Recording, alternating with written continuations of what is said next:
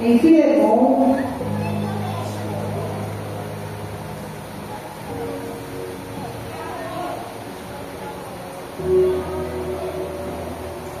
essa carta maravilhosa que alguns dizem que é um bilhete, mas nós sabemos que é uma carta, uma breve carta, mas é carta do apóstolo Paulo a Filemon. Nós iremos ler alguns versículos, não vamos ler todos. Ler o versículo 1 ao 13 e depois o versículo 18. Diz assim a palavra de Deus: Paulo, prisioneiro de Cristo Jesus, e o irmão Timóteo, ao amado Filemon, também nosso colaborador, e a irmã Áfia e a Arquipo, nosso companheiro de lutas, e a igreja que está em tua casa. Graça e paz, vós outros, da parte de Deus, nosso Pai e do Senhor Jesus Cristo. Dou graças a meu Deus, lembrando-me sempre de ti nas minhas orações, estando ciente do teu amor e da fé que tens para com o Senhor Jesus e todos os santos, para que a comunhão da tua fé se torne eficiente no pleno conhecimento de todo o bem que há em nós para com Cristo. Pois, irmão, tive grande alegria e conforto do teu amor, porquanto o coração dos santos tem sido reanimado por teu intermédio. Pois bem, ainda que eu sinta plena verdade em Cristo para te ordenar o que convém, prefiro todavia solicitar em nome do amor, sendo que sou Paulo, o velho, e agora até prisioneiro de Cristo Jesus. Sim, solicito-te em favor de meu filho Onésimo, que gerei entre algemas. Ele, antes que foi inútil, atualmente, porém, é útil a ti e a mim. Eu li até o 11, né? Eu te envio de volta em pessoa, quero dizer, o meu próprio coração. Eu queria conservá-lo comigo mesmo, para em teu lugar me servir nas algemas que carrego por causa do Evangelho. E o versículo 18 diz assim: e se algum dano te fez ou se te deve alguma coisa, lança tudo em minha conta. Deus abençoe a leitura da sua palavra neste momento. Nós vamos meditar um pouquinho, né? Quem é que não gostaria? Eu não sei vocês, mas quem é que tem dívida aqui? Eu pensei que era só eu. Então nós vamos meditar um pouquinho sobre o tema põe na minha conta. Tem dívidas? Põe na minha conta. Olha que coisa nossa. Agora vamos no campo espiritual, tá, gente? Porque se for pôr na minha conta, o pão vai estar tudinho. Então, quantos gostariam de ouvir alguém dizer o que eu acabei de dizer, né? A dívida que você tem, pode pôr na minha conta. Sim ou não? Aí todo mundo ia sair daqui tranquilo, aliviado, porque não ia ter nada mais para pagar. Nem aquela dívida que você fez, nem empréstimo, nem nada. Então, iríamos gostar muito.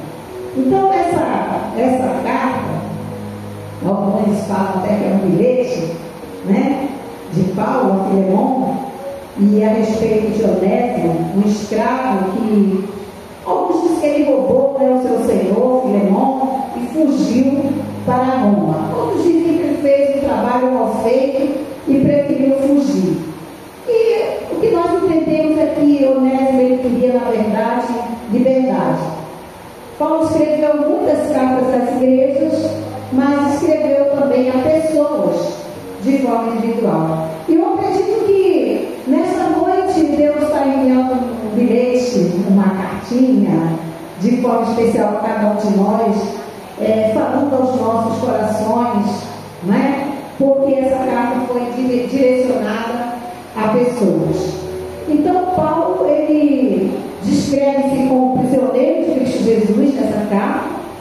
O apóstolo escreve e envia essa carta a Filemon, conforme nós falamos aqui, e ele escreve essa carta quando estava em prisão domiciliar em Roma.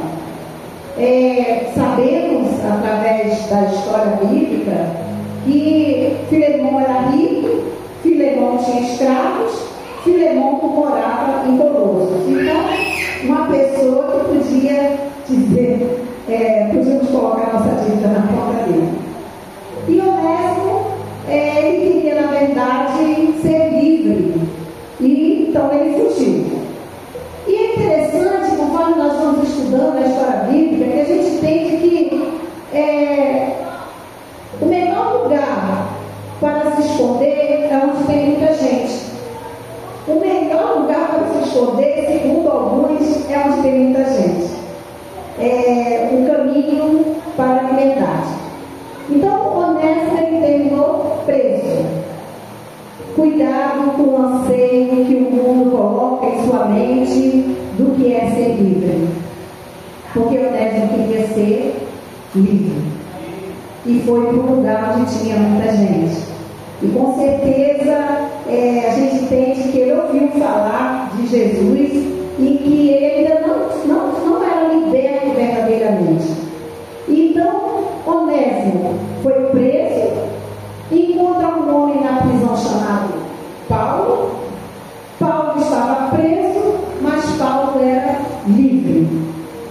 E Filemon, no caso, Onésimo deixou de ser escravo, mas era preso. Então, veja só, Paulo estava preso, mas era livre. Onésimo deixou de ser escravo, mas era preso ainda. Então, Paulo, nos diz a história, ele evangelizou Onésimo. E Onésimo, segundo alguns dizem que ele colocou Filemon e vai voltar para ele. Ou seja, às vezes a pessoa faz uma coisa errada e não quer ir para o lugar de onde ele cometeu o erro. Não quer voltar para o lugar de onde as coisas aconteceram, as coisas ruins. Então, nos diz a palavra que Paulo escreveu essa carta para o amigo dele, Filemon, e falou para ele entregar a carta, para Onésimo entregar a carta para Filemon. Então, Paulo começa a carta dizendo: Filemon, você, é amado. Versículo 1. Paulo, prisioneiro de Cristo Jesus, e o irmão Timóteo, e ao amado Filemon, também nosso colaborador. Então, Filemon era uma pessoa, segundo Paulo descreve na carta, uma pessoa amada, uma pessoa bondosa, era um bom cristão. E o apóstolo Paulo aqui, ele se coloca como prisioneiro de Cristo Jesus. Olha que coisa. Então a gente entende que você é um bom cristão quando você se comporta bem. Você pode se comportar bem aqui na igreja, você pode ser um bom cristão, você pode fazer tudo certinho e, no entanto, não apresentar as características de Cristo. Mas aqui, Paulo fala para Filemon que ele é amado e que sabe que ele é um bom cristão.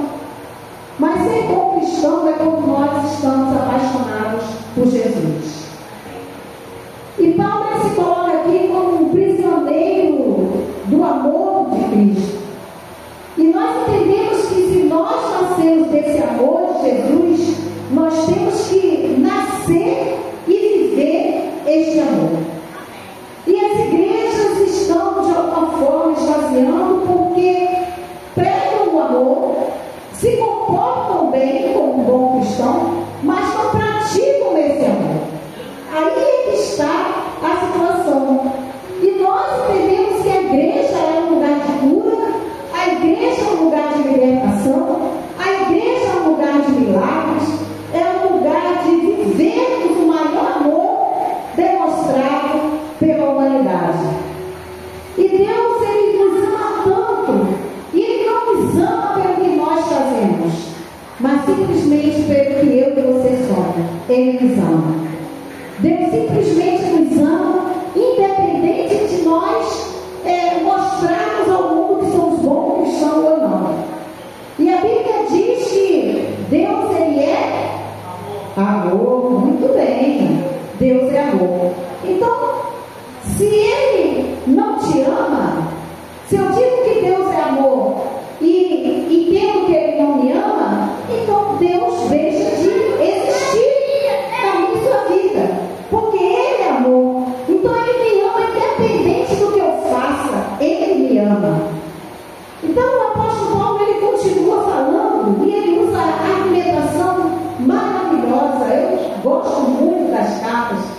apóstolo Paulo escreve. Ele, com propriedade, ele faz a argumentação, ele prepara todo o ambiente para depois ele falar o que quer.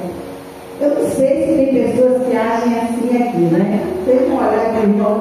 Tem pessoas que agem assim, né? Primeiro massageia, primeiro fala e tal, vai, como o apóstolo Paulo fez aqui com Filemão, e depois ele fala o que ele quer. Então ele diz, o apóstolo Paulo escreveu na carta, ele diz que a igreja que está na tua casa. E aí nós, pesquisando um pouquinho, vimos que a igreja do primeiro século, eles não construíram templo. A igreja do segundo século também não construía templo. E a igreja do terceiro século não se construía templo. Então onde que a igreja se reunia? Exatamente, tem gente bem treinada, né, Diário? Então se reunia nas casas. A sinagoga, que é um lugar de adoração, que é um lugar de cultuar, se reunia nas casas. Então a igreja, ela se reunia na sinagoga, nas casas, e essa igreja citada aqui, nessa carta, quase um bilhete, era a igreja que estava em Colossos. Essa era a igreja que estava em Colossos, que era um local de culto e oração da comunidade dos judeus. Nós sabemos que a história fala que Constantino foi o primeiro a construir um templo, enfim. Com isso, muitas coisas foram perdidas na caminhada. E o que nós queremos trazer essa noite aqui para a igreja é que a gente entenda o preço que foi pago, a dívida que foi paga, e que nós, como igreja, não podemos, não devemos perder o espírito missionário que existia na igreja primitiva. Então, o interessante é que como a igreja é pequena, a gente vê olho no olho. Pastor Samuel estava falando de igrejas grandes, que não dá oportunidade para as pessoas pregarem como a Bíblia dá. Então, uma igreja reunida na casa, uma igreja reunida num espaço assim menor, a gente tem como olhar, ver olho no olho um do outro. Se não falta, a gente sabe que faltou, a gente manda mensagem, a gente pratica esse espírito missionário. Então, no templo grande, você não sabe quem é quem. Eu conhecia um irmão que dizia que gostava de pertencer à igreja grande. Eu espero que o dia que seja grande, porque ele entrava e saía e ninguém se incomodava com ele. Ninguém sabia quem ele era. Aqui a gente conhece pelo nome. Aqui a gente sabe quem é quem pelas atitudes. Aqui a gente sabe como acolher, como abraçar. Aqui a igreja vive, ela se preocupa, ela busca conhecer o irmão. Então, a ideia é nós construirmos igrejas pequenas, mas também igrejas grandes, desde que sejam ninhos de amor. E o apóstolo Paulo continua falando graça e paz, porque ele é maravilhoso, né? Como Deus inspirou ele, olha, dou graças ao meu Deus, porque eu lembro sempre de ti nas minhas orações. Então, a gente entende que quando você vai a Jesus, o primeiro presente é a paz. Você tem gratidão e você tem paz. Por quê? Porque a paz que Jesus nos dá, ela resolve todos os problemas. E o apóstolo Paulo aqui sabia, olha só a volta que ele está dando para ele fazer o pedido. Dou graças a meu Deus, lembrando que sempre pedi nas minhas orações. Então a paz é o primeiro presente que nós recebemos, porque a paz resolve todos os nossos problemas, inclusive os financeiros da gente. Então ele te dá essa paz, ele resolve os problemas financeiros, ele resolve os problemas familiares, porque quando Jesus chega, ele nos traz a paz que nós precisamos. Então, eu achei interessante que o pastor falou que se machucou aqui e que parece que não colocou band-aid. E eu tinha feito uma anotação, que eu ouvi o pastor falar, que eu achei muito interessante. Jesus não coloca band-aid na tua ferida. Ele não coloca band-aid na tua ferida. Jesus, ele toca na tua ferida. Ele mexe aonde você não quer que mexa. Ele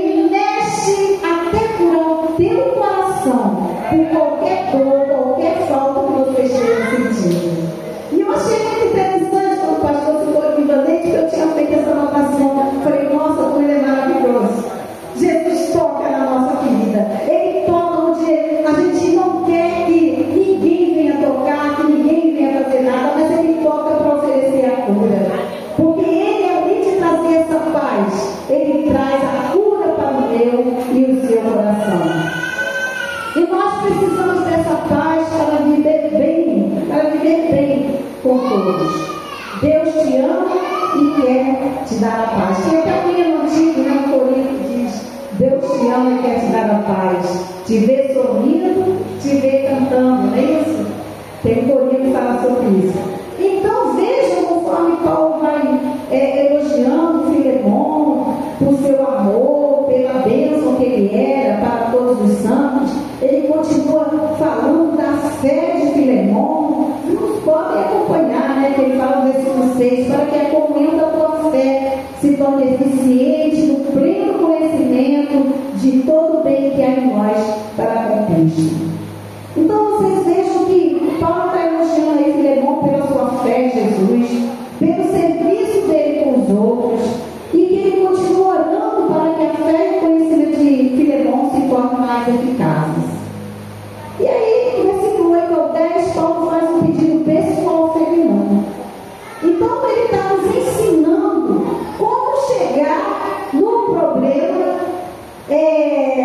com a paz de Cristo, com o amor de Cristo, com a cura que somente Ele pode nos trazer para qualquer ferida. Então Paulo faz um pedido pessoal a Filemon.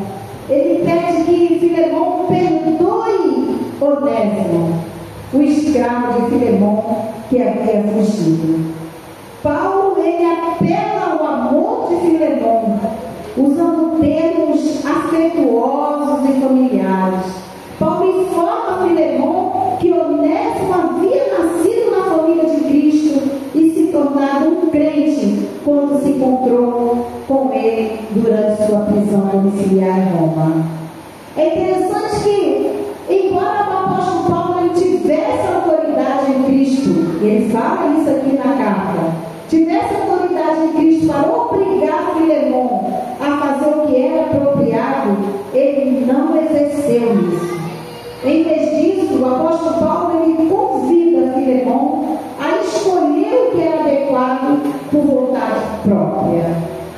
Então, meus amados irmãos, eu acredito que esta carta falando aos nossos dias ainda hoje de forma pessoal, porque cada um tem uma maneira diferente de enfrentar uma situação, de enfrentar uma ferida, mas o que nós aprendemos aqui é que tudo que nós levarmos para outro tem que ser com a paz de Cristo e com o amor que transforma, com o amor que liberta, com o amor que faz nós nos olharmos no espelho, com o amor que faz com que nós venhamos conscientizar da missão da qual estamos aqui para realizar.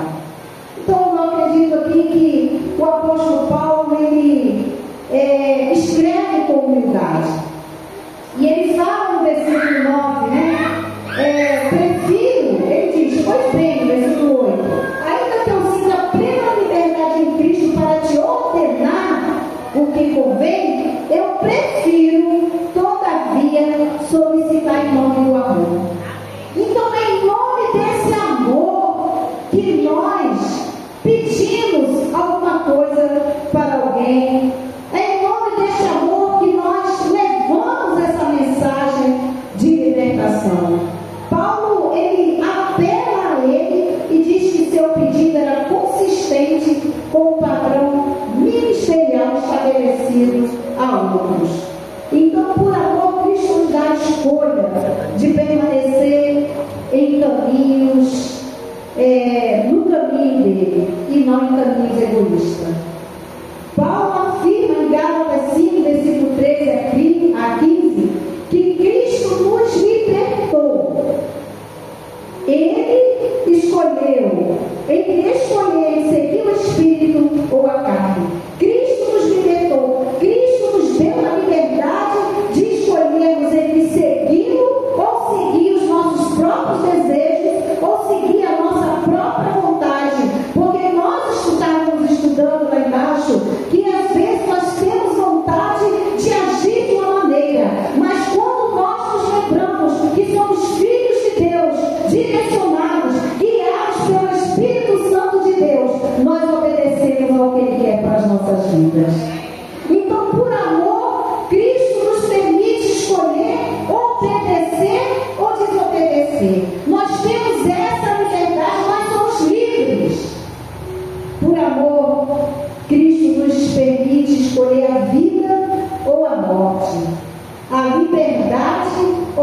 escravidão.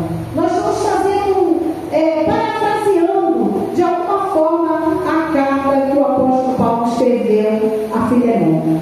Então, por amor, nossas escolhas terão consequências que afetarão não apenas a nós mesmos, mas também a vida terrena de outras pessoas. Porque Ele nos dá liberdade de escolhermos como vamos nos comportar diante daquilo que Deus coloca como prova em nossas vidas. Então, a liberdade é a capacidade que nós temos de escolher. A liberdade é um ingrediente necessário para que o amor seja possível. O amor deve ser escolhido. O amor não é algo que seja coagido. Você não é obrigado a agir por amor, mas você é reconhecido como filho de Deus, como você age como tal. Amém. Você é descoberto, você é visto como filho de Deus quando você se deixa levar pelo Espírito Santo de Deus. Então eu vejo aqui nesta carta, nós refletimos juntos como igreja, que Paulo, como Jesus, não nega a Filemão a liberdade de escolher. Ele podia obrigar, ele tinha autoridade para isso. Mas ele não fez. Ele deixou que Filemão escolhesse o que era melhor e adequado. Então ele não restringe sua oportunidade de amar a Jesus, de amar a Paulo e de amar a Onésimo e de amar a cada um de nós. Jesus, ele não restringe, ele nos dá liberdade, nós somos livres. Paulo, ele pede a Filemão que faça a melhor escolha. Vocês vejam que quando nós tentamos obrigar, confrontar ou dizer que somos autoridade sobre alguma situação sem ouvir a voz de Deus, as coisas com certeza desandam. É preciso vivenciarmos como igreja esse amor. É preciso praticarmos essa liberdade que Jesus nos concede.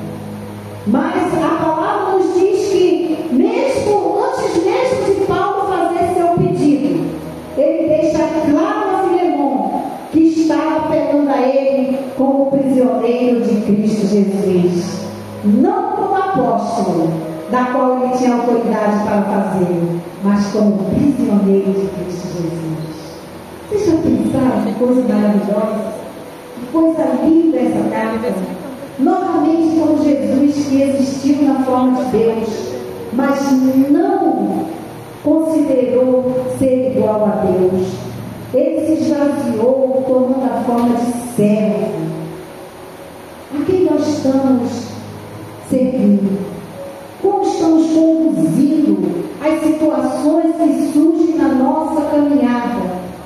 Paulo aqui, ele não considera seu apostolado como algo ou como uma arma a ser usada em seu benefício, mas ele toma a forma e a identidade de um prisioneiro de Cristo.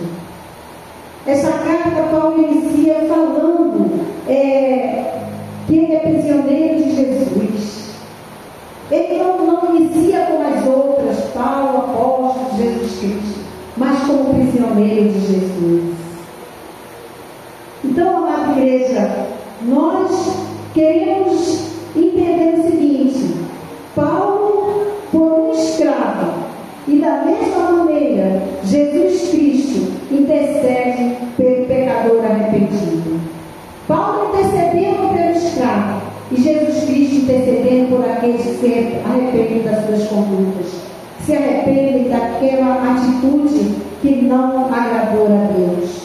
Jesus é o nosso intercessor. Ele roga ao Pai por nós e pelo seu sacrifício nossas vidas são mudadas. Temos apresentado características de vidas mudadas em Cristo, porque nós temos percebido um esvaziamento muito grande no meio das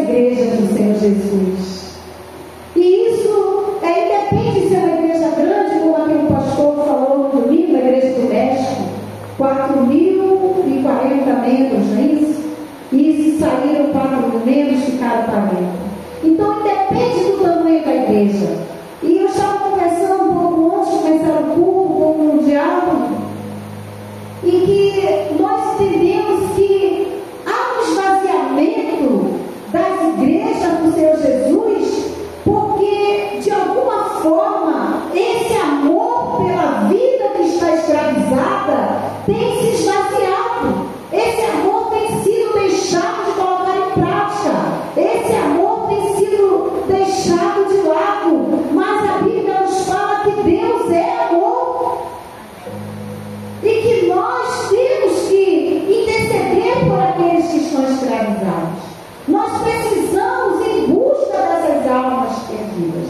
Nós precisamos voltar a ter o amor na igreja primitiva, onde ele saiu em busca das vidas, mas em busca do amor, em busca pela libertação, pela liberdade dessas pessoas.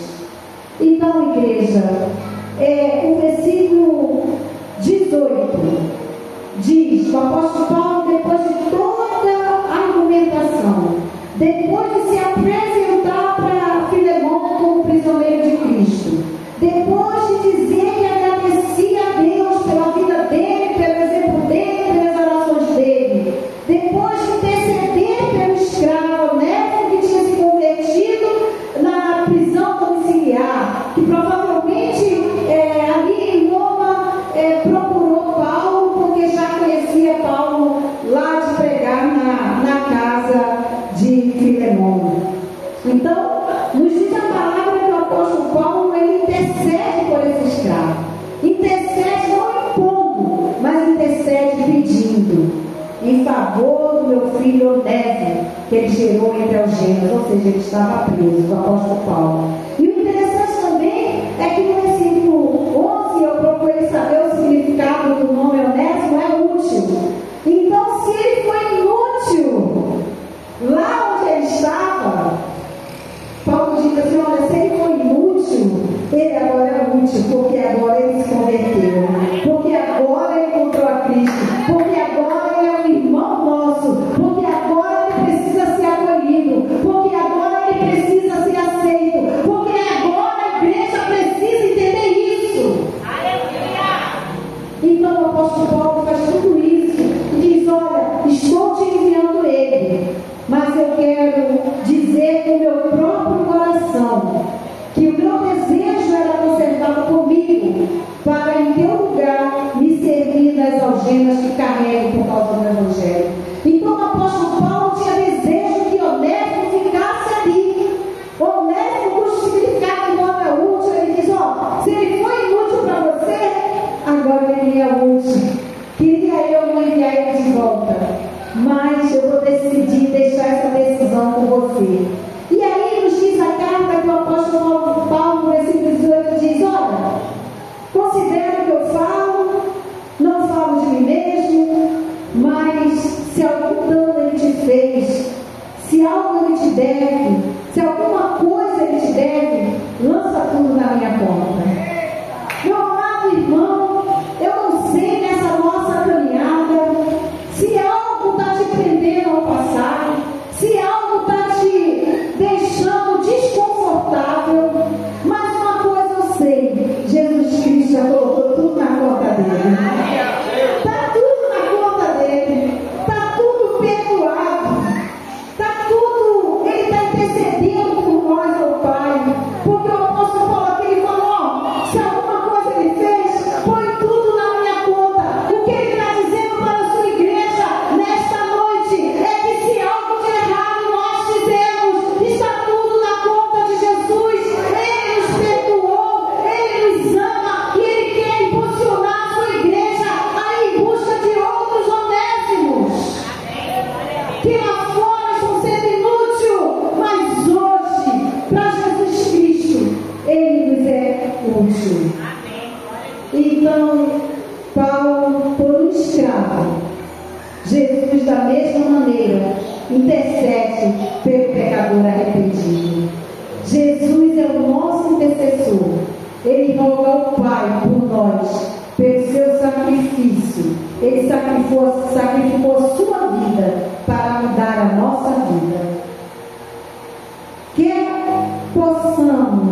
que nós possamos nos apresentar sem culpa, sem dívida e sem pecado.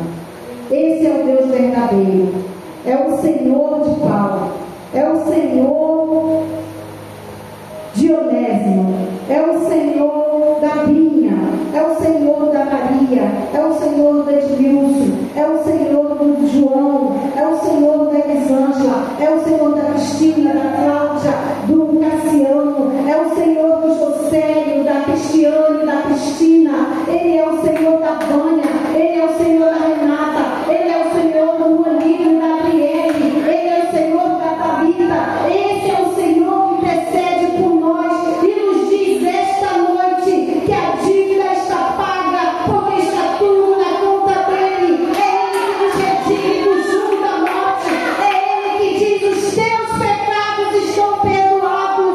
O Deus que pagou a dívida de Paulo, Ele pagou a dívida de Onésimo, e de lá para cá o seu sangue poderoso vem pagando as dívidas dos céus que é dele. Aleluia ao Deus que paga, que pagou e paga as nossas dívidas. É isso que Ele está dizendo para nós esta noite.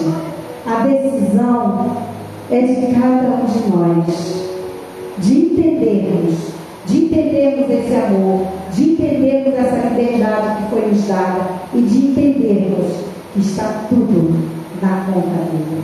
Deus abençoe essa igreja. Glória a Deus. Deus abençoe essa igreja. Eu não sei você, meu amado irmão, minha amada irmã, mas Deus tem falado muito ao meu coração como igreja. Deus falou ontem sobre a alegria de estar na casa do Senhor.